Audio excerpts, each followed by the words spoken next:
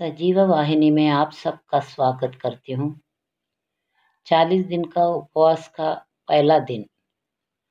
आइए हम स्टीफनुस का बारे में नजर डालेंगे। स्टीफनुस ईसा मसीह के एक समर्पित अनुयायी और विश्वास और पवित्र आत्मा से भरा हुआ एक व्यक्ति थे।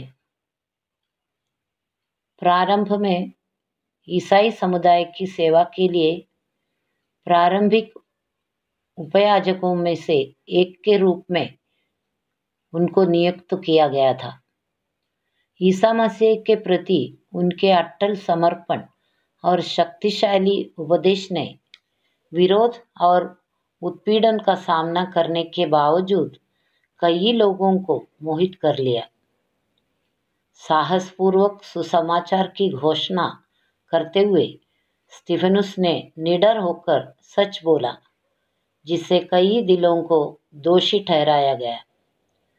जब स्टीफनुस महासभा के सामने खड़ा था, उस पर इस निंदा का झूठा आरोप लगाया गया था, तो उनके चेहरे पर एक तेज चमक आ गई, जो एक स्वर्गदूत के समान थी।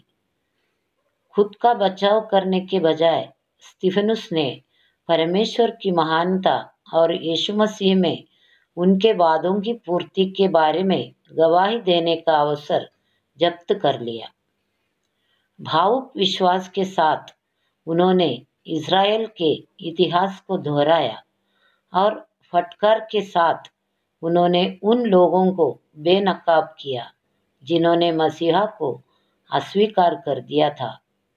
स्टीफनुस के अटूट विश्वास और दृढ़ संदेश को पाकर महासभा के सदस्य गुस्से से भर गए और यहूदी अधिकारियों ने उन्हें पत्थर मारकर मार डाला। अपने अंतिम क्षणों में स्टीफनुस ने यीशु के शब्दों को दोहराते हुए अपने उत्पीड़कों के लिए प्रार्थना की, हे प्रभु, यह पाप उन पर मत डाल। प्रेरितों के पुस्तक में 7 अध्याय का 60 वचन। स्टीफनुस के जीवन और मृत्यु के माध्यम से हमें साहस, दृढ़ विश्वास और क्षमा के अविश्वसनीय गुणों की याद आती है। यह जानने के बावजूद कि उसका जीवन दांव पर था, मसीह के प्रति उसका अटूट समर्पण कभी कम नहीं हुआ।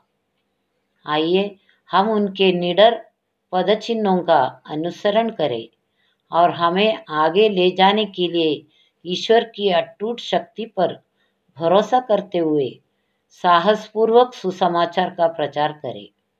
और जैसे स्टीफनुस ने उन लोगों को माफ कर दिया जिन्होंने उसे सताया था, क्या हम भी अपने प्रभु और उद्धारकर्ता यीशु मसीह द्वारा निर्धारित अंतिम उदाहरण का पालन करते हुए माफी का उदाहरण दे सकते हैं?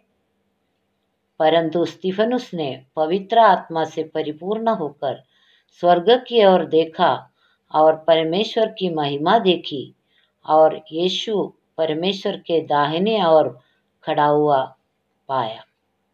प्रेरितों के पुस्तक 7 का अध्याय का 55 वचन। आमीन।